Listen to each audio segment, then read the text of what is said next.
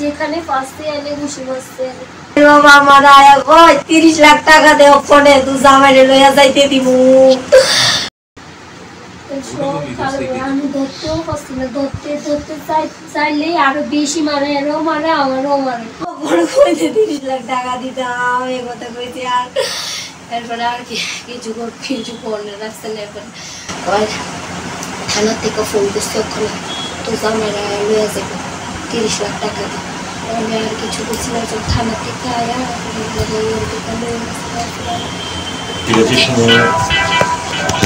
স্বামীর উদ্ধার করছে। বাকি ছেলেগুলো ছিল যারা সবাই মারতে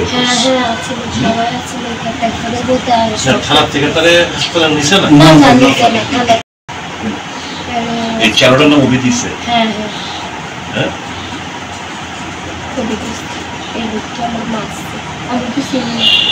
থানাতে হাসপাতাল নিয়ে গেছে,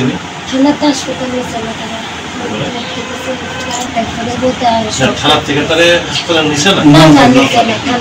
রক্ত মানে বমি করতেছে, এমন মারা মারতেছে। এরপরে বাইরে আইসে বাইরে বমি করতেছে।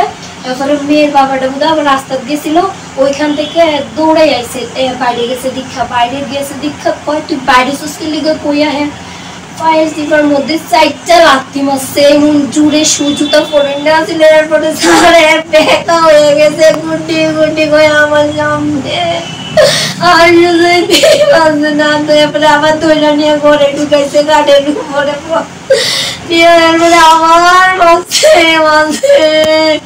এবারে আমি কিচ্ছু করতে পারতাছি না। এবারে আমি ফোন করতাম মিলে রাস্তা দিয়েছি। এরপরে রাস্তা দিয়েছি আর এবার বাবা আমার আয়া কয় 30 লাখ টাকা দেও ফোনে তুই জামাইরে লইয়া যাইতে দিমু।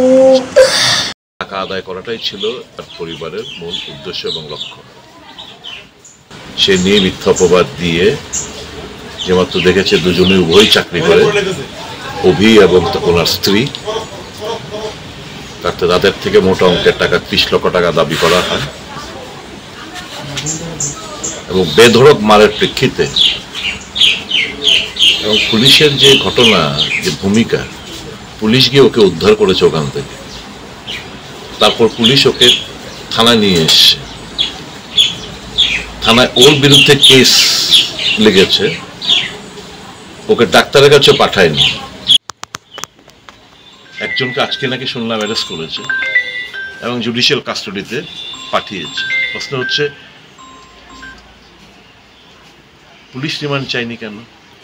বাড়ির মধ্যে তো স্ত্রীর সামনে আরো অনেক লোক, সেকেন্ড রাউন্ড যখন ওকে বেধড়ক মারধর করা হয়েছে স্ত্রীর সামনে, তো পুলিশ তো গিয়ে এই সকলকে পেয়েছে, সকলকে দেখেছে।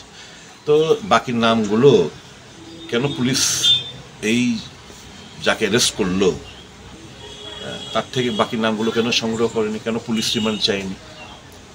তো police hand in glass, police তাদের সঙ্গে যোগসাযোগ রয়েছে।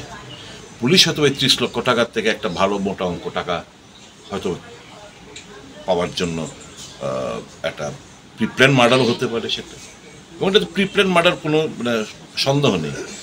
যে এরা বিচার চাইছে, আমরা সবাই বিচার চাইছি।